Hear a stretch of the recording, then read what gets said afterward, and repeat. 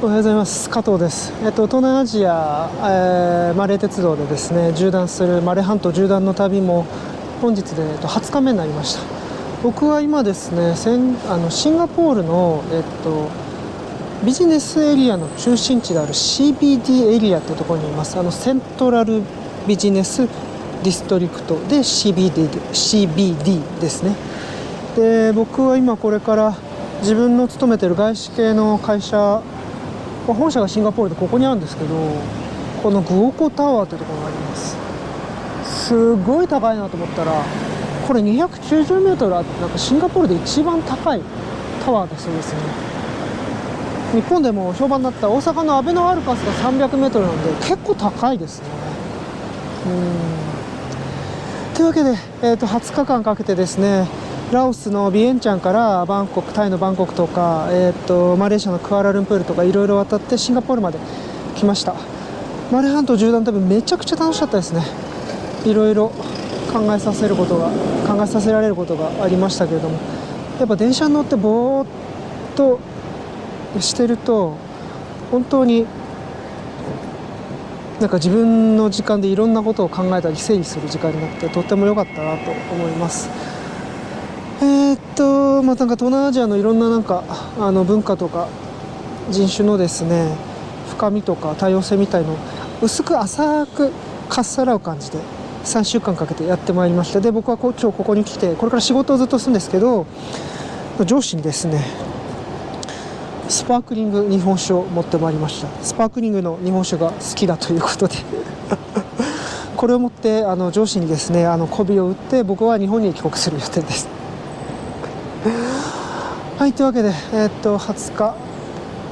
間ですね、深夜便で帰るんで、21日目になりますけれども、日本に帰国するのは、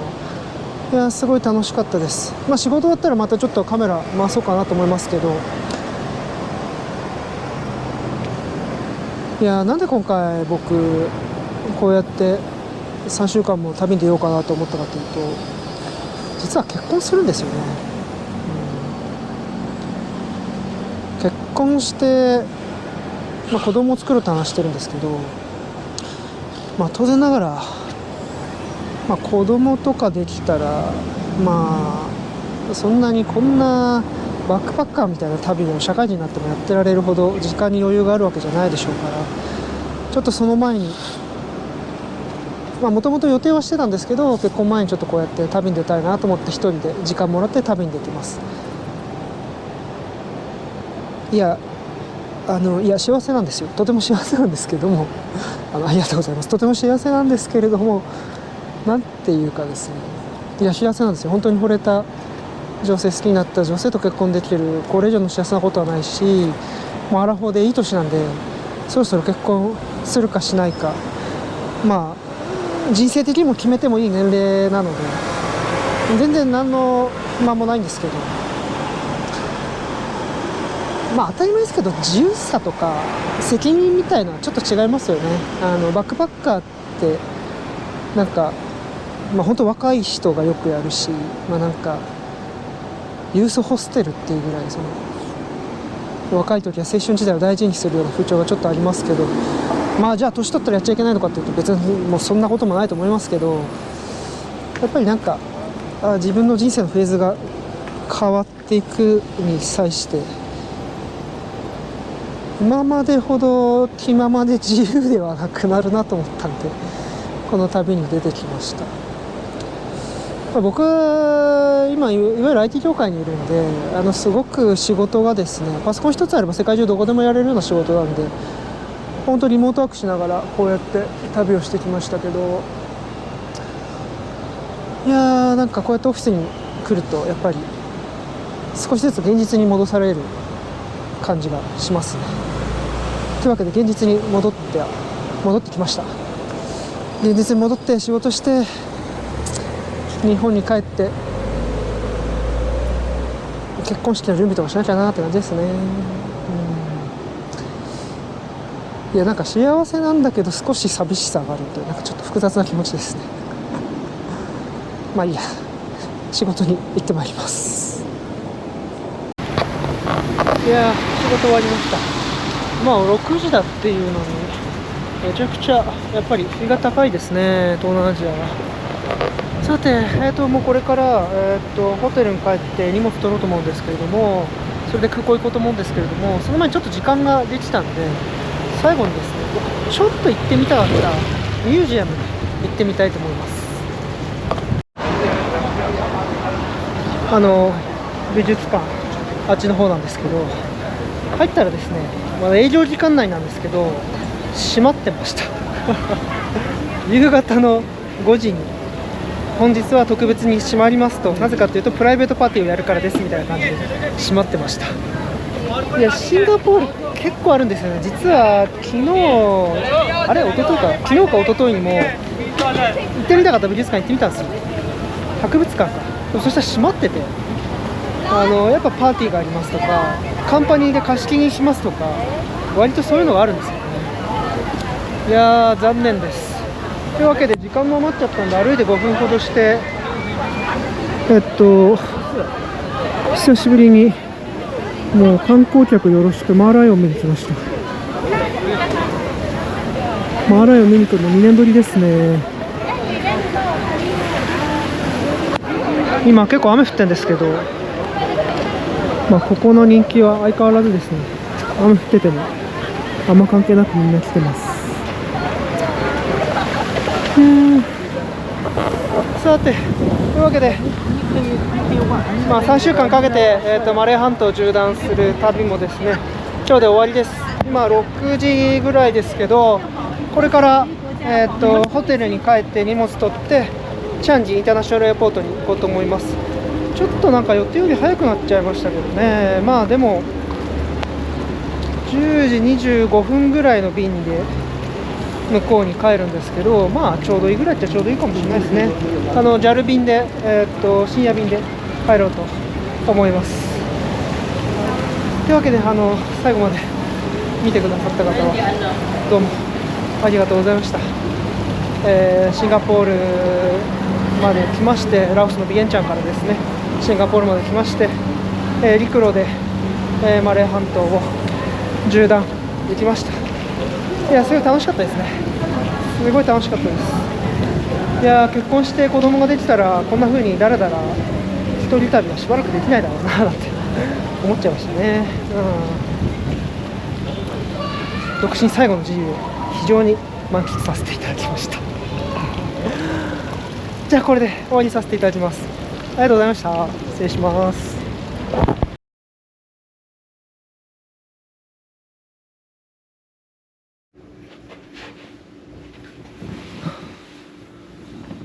おはようございます。加藤です。東南アジア鉄道で縦断する旅もですね、21日目になりました。とはいえ僕はもう帰ってきただけなんですけれども、今日の朝に、羽田空港に着きました。朝の6時ですね、正確には5時55分かな、そのぐらいに帰ってきまして、で神奈川県の僕の自宅に戻ってまいりました。いやー、20日間かけてラオスのビエンチャンから、タイのバンコクの方まで来て、でその次にホアヒンっていうビーチリゾートですね、そこに行って、でその後、タイの南部としてあるハジャイに行ってですね、でその後はマレーシアのペナン、世界遺産のペナン島ですね、そこに行って、でその後クアラルンプールに行きました。でこれまた世界遺産のですね、マラッカ、マレーシアのマラッカに来まして、でマレーシアの最南端ジョホールバル、そこに行きまして、でその後ですね、シンガポールに行って、で昨日帰ってきたという形になりますね。本当マレー半島をですね縦断する形ですごく楽しかった。おっとっとっとっとこらすごい楽しい旅でした。だから赤道の近く、もう30度の超える国から戻ってくると11月末のやっぱりこの首都圏は寒いですね。今日はなんか例外的にあったかい日がそうですけど、やっぱ寒いなと思っちゃいました。いやですね。えーっと、簡単にマレー半島をですね、鉄道で縦断するとどのぐらいお金がかかるのかとか、そういったことを軽く説明していこうかなと思います。僕はかなりですね、今回に関して言うと、たった3週間でですね、東南アジアのいろんな都市を渡ってきたんですけれども、かなり浅く、面白いところだけをかっさらって楽しく旅をしてきたつもりです。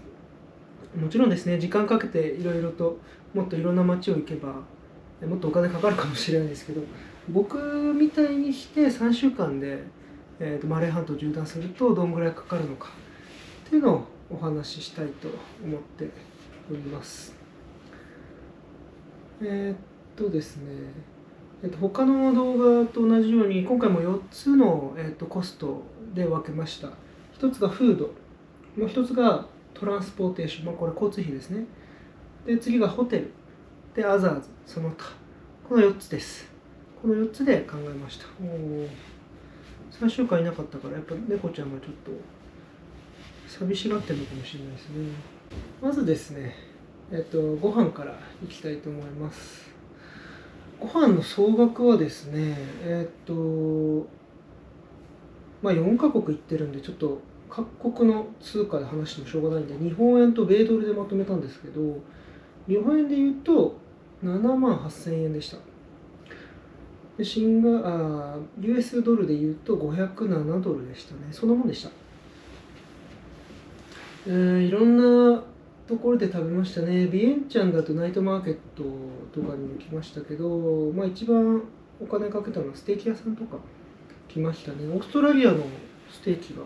結構美味しかったですね。あとはなんかラオ牛っていうの初めて食べました。なんかラオスのビーフがあって、なんかめちゃくちゃ赤身のさっぱりした、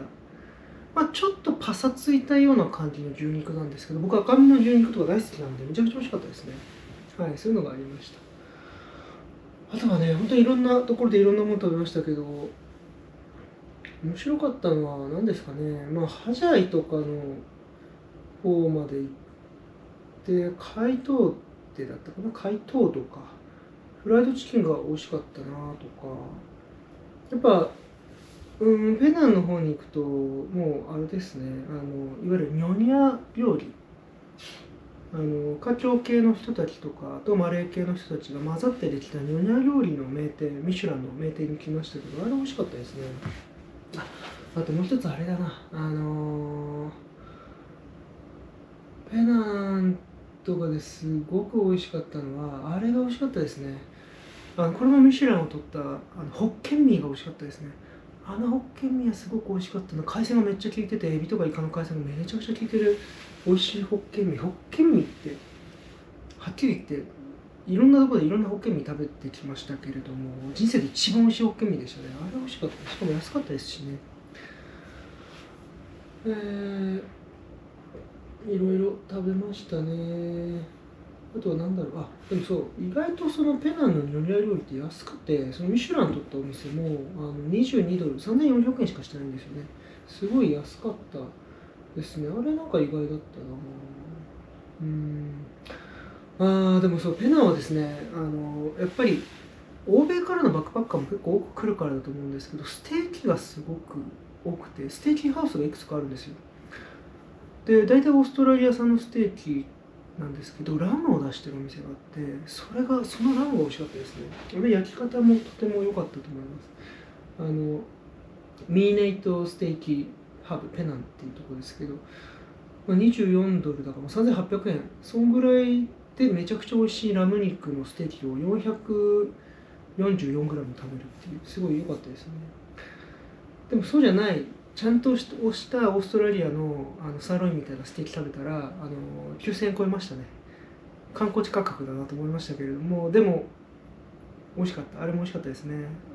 あとは何ですかね、クアラルンプール、バクテー美味しかったですね。バクテー死ぬほどもう腹いっぱい食べて3000円しかしなかったとか、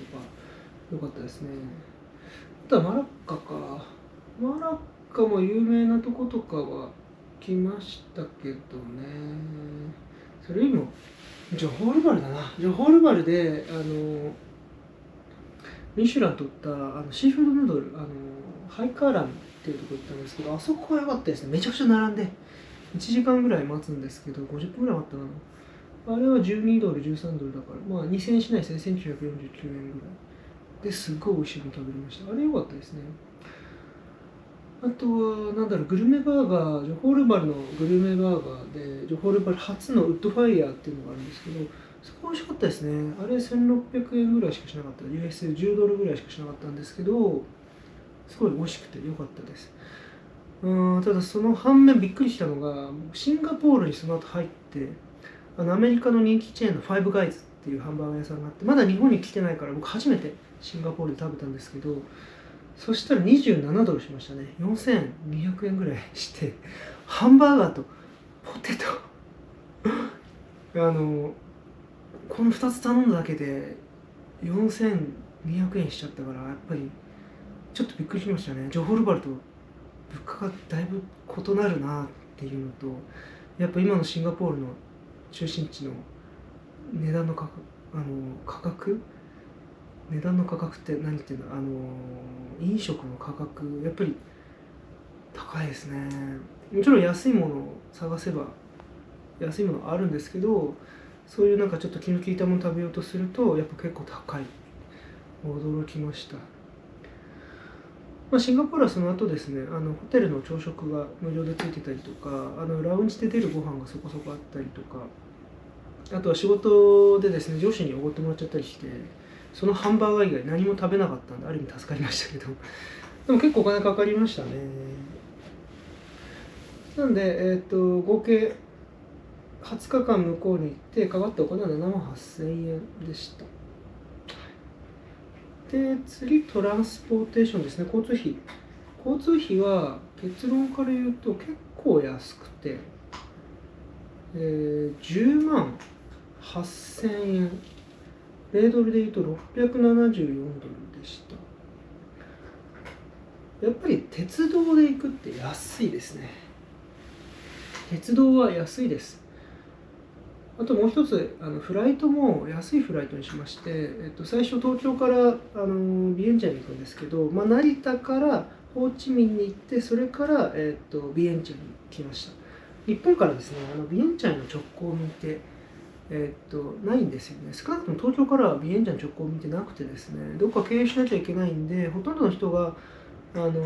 トナム経由で行く人が多いはずです。もしくは中国の南部から経由していく方も多いと思いますけど、僕は今回はベトナム経由で行きました。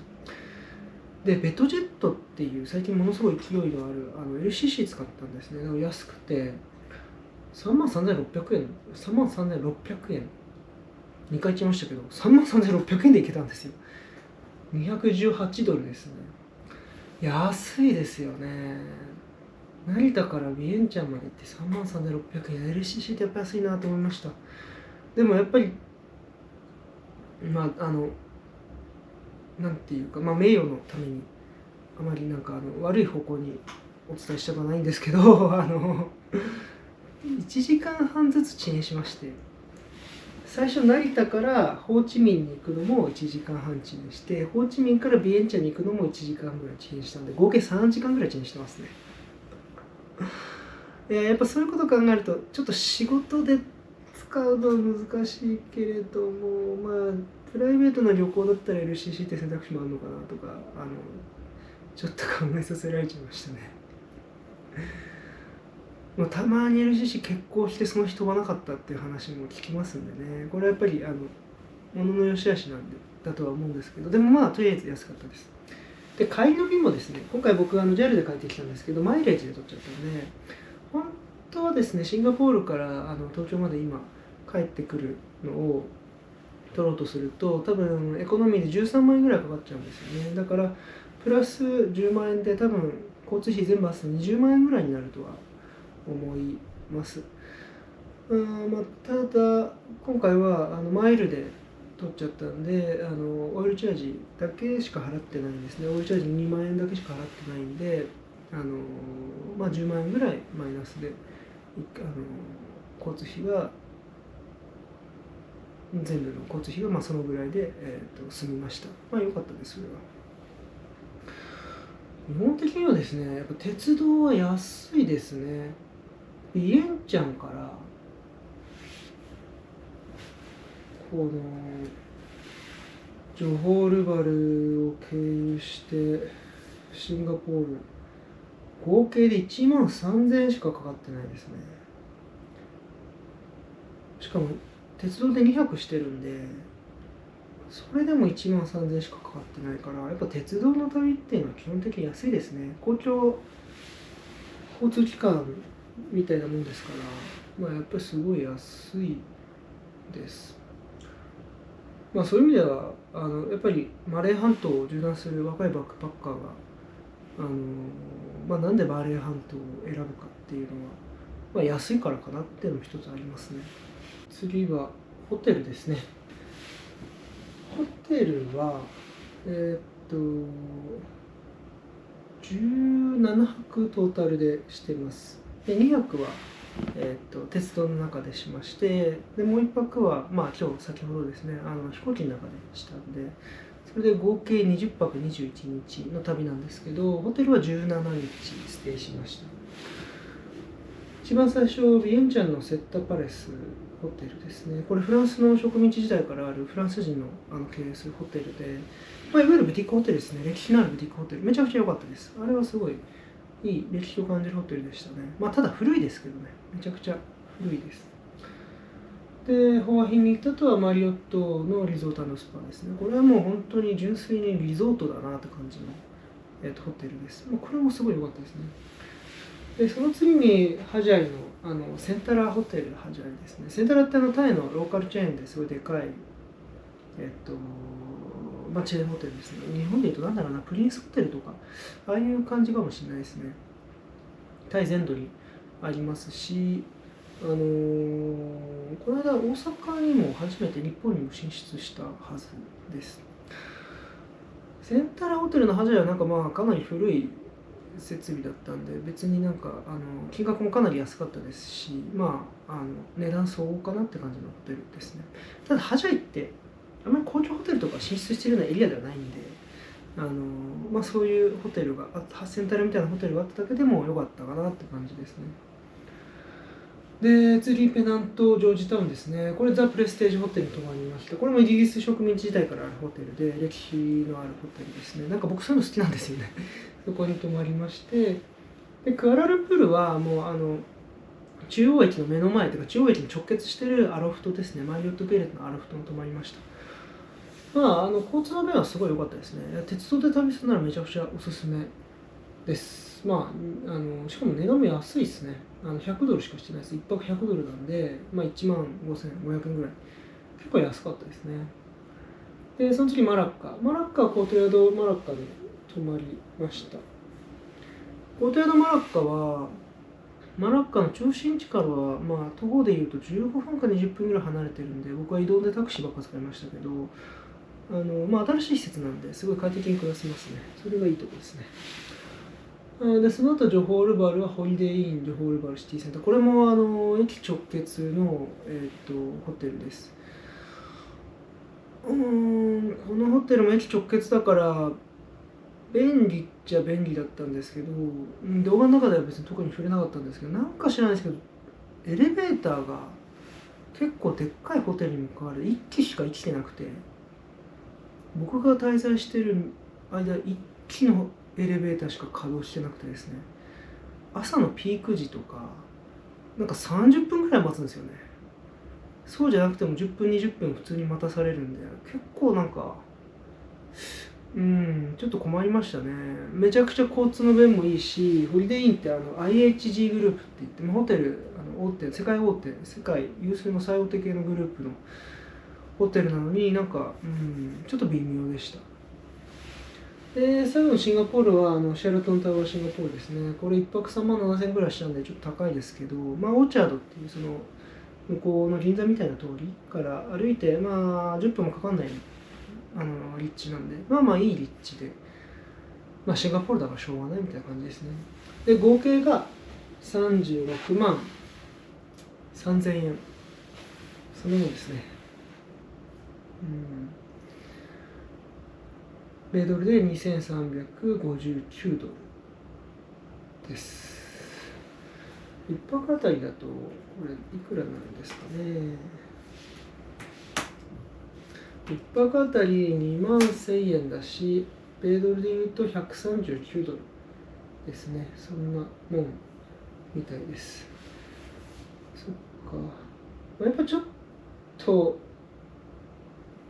ラオスからシンガポール、しかもタイの田舎やマレーシアの田舎とかに泊まってるんで、やっぱ物価のこの上下の幅は結構広いですね。こういうこと言うとラオスの人には失礼かもしれないですけど、やっぱりラオスからシンガポールに行くと、特に昨日シンガポール最終日、僕は今勤めてるグローバルな IT 企業のオフィスに行って仕事してたんですけど、なんか向こうでは一番背の高いグオコビルとか、なんかそのグオコタワーかな、そういうところに入ってるオフィスから仕事してて、そこから眺めた風景見て思ったんですけど、ラオスとシンガポールはなんか100年ぐらい違いますね。100年はちょっと大げさかもしれないけれども、やっぱもうなんか見た都会の密集度とか都会のなんだろう状況がなんか100年ぐらい違うなと思ったんで、まあ物価がそんだけ違くてもしょうがないですよね。で、アザーズですね。その他はまあ例えばお寺に入るのどんぐらいかかりましたよとか、まあそういったことばっかり、入れております。基本的にあんまりやっぱり東南アジアとかのお寺ってそんな高くないんで、まあ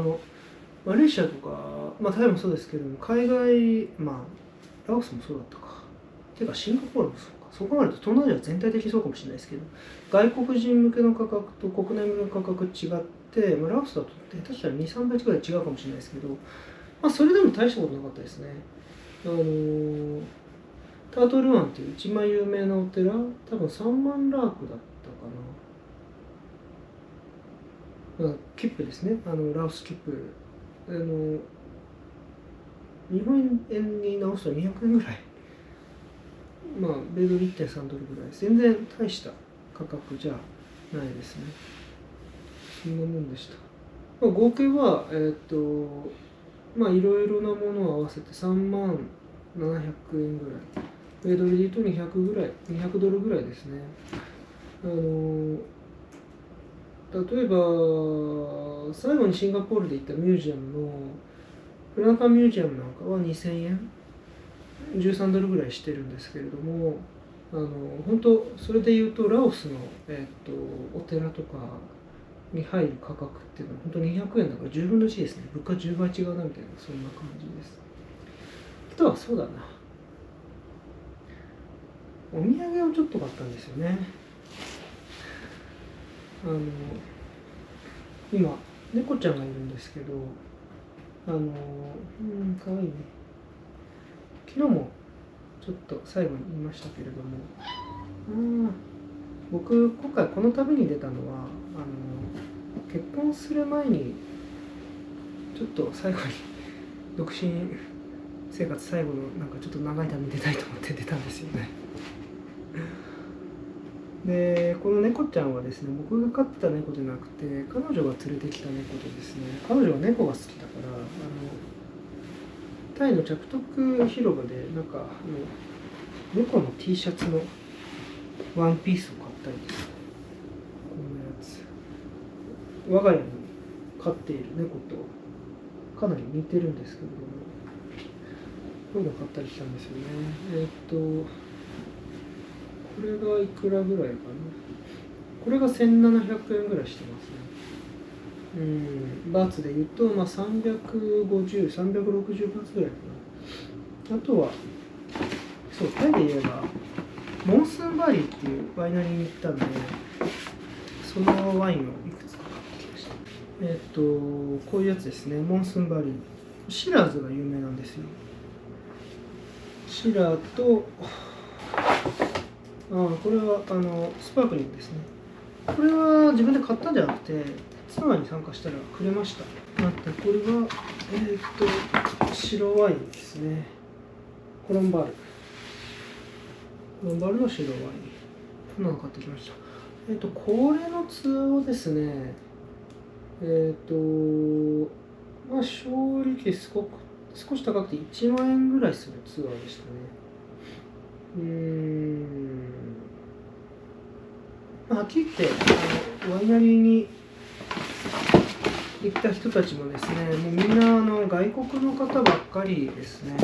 スペインや中国、まあ、インドなんか育ち良さそうな方々とかもいましたし、まあ、アメリカ、オーストラリア、あとフランス、スペインとかなんか、まあ、そこら辺の人たちばっかりでした。たまたま僕が行った時はですね、まあ、そういう人たちにツアーに参加するとこれは1本もらえて、でこの2本は僕が自分で買ったものです。買ったのはですね、いくらだったかな。でも1本3500円してますね。意外とそんなに安くないですね。チリとかのものに比べたら全然安くないです。そう、あとはフィッカーですね。フィッカーっていうブランドがあるんですけど、サンダルを買ったりしました。これがですね、まあ、安いんですけどね。これいくらぐらいだろう。これだけで、まあ、1000円ぐらい、まあ、7、800円ぐらいのものですね。これを2足分買っています。東南アジアの、サンダルブランドで、東南アジアっていうかマレーシアですね。マレーシアのサンダルブランドで、マレーシアって天然ゴムがすごい取れることで有名ですけれども、その天然ゴムで作った履き心地のいいサンダルですね。僕が以前マレーシア行った時にこれ先輩におすすめされて買ってすごい愛用してたんですけど、愛用しすぎてこれがですね下駄の鼻緒みたいなのがぶちって切れちゃってダメになっちゃったんですけど結構使いましたね。5年ぐらい使ったかな。というわけでもう一回買ってきちゃいました。でもう一回合計の話するとフードが、米ドルでいうと507ドル、アメリカ、日本円でいうと7万8000円で、交通費トランスポーテーションが675ドル、日本円で10万8000円、ホテルが2359ドル、日本円で36万3000円で、その他アザーズが200ドル、日本円で3万700円ぐらいで、合計すると米ドルでいうと3741ドル、日本円だと58万909円、58万円ですね。これで今回の、21日間の、東南アジアマレー鉄道で縦断するような旅ができてます。実際21日目はもう帰ってきただけですから、これ1日あたりの費用を20日で割ったら、米ドルでいうと187ドル、日本円だと2万9000円っていう感じでしたね。1日あたり2万9000円って、交通費含んで考えると、そこまで高くないかもしれないけれども、東南アジアなんで、もっと安くしようと思えば安くできたでしょうね。ただ別に僕ももうなんかすごい若い学生とかじゃなくて、リモートワークで働きながら行ってたんで、別に定期収入もあるわけなんで、そんなに節約をめちゃくちゃ考えながら旅しなくても、このぐらいの金額で、楽しく旅ができました。というわけで、21日から3週間かけて東南アジアを鉄道で縦断する旅、米ドルで言うと3741ドル、日本円で58万円かければ、こういう感じで楽しく旅行ができます。なんか機会があったら東南アジア陸路で、踏破してみるのもすごい楽しいかと思います。はい、というわけで以上です。本当最後になりますけれども、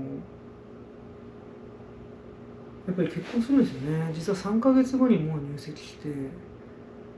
でさらにその3ヶ月後には結婚式を挙げるんですよ。だから僕ももう結婚して家庭に責任を持たなきゃいけなくなるんですけど、そう思うと今までみたいになんかこう気軽に楽しく一人であっちこっちって旅行しているみたいな、そんな感じの人生を送るのは難しいですよね。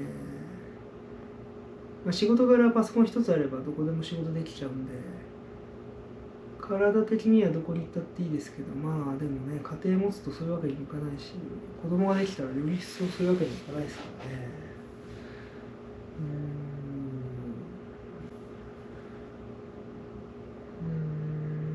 今ちょっと見てたんですけれども、ビエンチャンからシンガポールまで行って陸路で行くと大体2460キロあるそうですね。そのぐらいの距離をこうやって好きにだらだら一人で旅行するようなこともまあなかなかしばらくは難しくなるのかなと思うと少し残念な気持ちになってます。めちゃくちゃ幸せなんですよ。幸せでめちゃくちゃいいんですけど、特に好きになった女性と結婚できるって、こんな幸せなことはないんですけど、なんていうか旅行が好きでバックパッカーみたいなのが好きな人はちょっと共感をしてもらえるかもしれないですけど、やっぱ自由でいたい人って多いですよね。あとなんか分かっちゃいるんだけれども若いつもりのままでいたい人って多いと思うんですよ。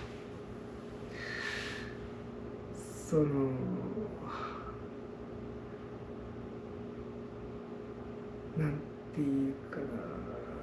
バックパッカーする人たちって、いろんなところで出会って話したりしても思うんですけれども、本当に若くて自由なつもりのままでいたいみたいな人多いですよね。すごい気持ちは共感できます。ただいつしか誰でも責任を取らなきゃいけない日が来たりとか自由に対する制限が発生する日が来たりするもんで、来ない人もいますけど、今回僕はそういった直前にあるので、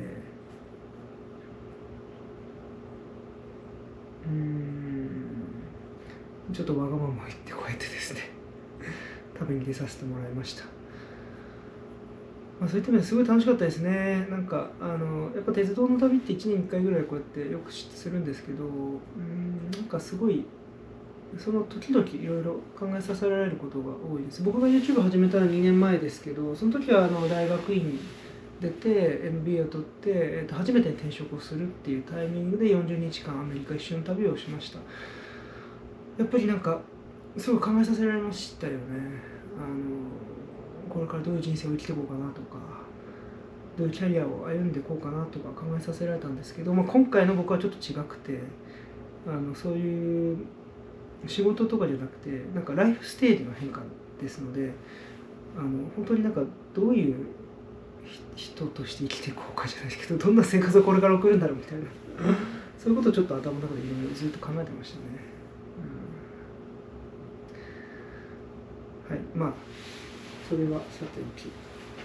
いずれにしよう、すごく楽しかったです。東南アジア21日で横断してまいりましたけれども、3週間で今回僕は行きましたけど、もうちょっと時間なければ2週間ぐらいでも全然行けたかなとは思います。逆に言えばですね、当然ですけれども3週間どころか6週間とか、あればもっともっと細かい街でストップして何日も何日も過ごすことができるんで、本当は時間に余裕があればそういうふうにした方が面白いかもしれないですね。やっぱ東南アジア、僕はただの旅人なので、表面上さらっと全く現地の人たちと多少絡むけれども無関係なただの通行人としてその町の文化だとか食だとかいろんなものを楽しめましたけれども、やっぱ同じ国の中でもかなりグラデーションがあるというか、地域によって全然住んでる人や文化が違っている、人種までも違うっていう意味ではやっぱ東南アジアのこの人種のモザイク感ってすごい面白いところがあると思うんですよね。だから本当はもうちょっといろんなところに泊まってそういうのを満喫したかったなという思いがないわけでもないです。これからバックパッカーされる方が少しでも参考にしていただければと思いまして、旅行の最中もなんかちょこちょこいくらかかったかなってちょっとエクセルに打ち込んでたんですねはい、そんな感じです。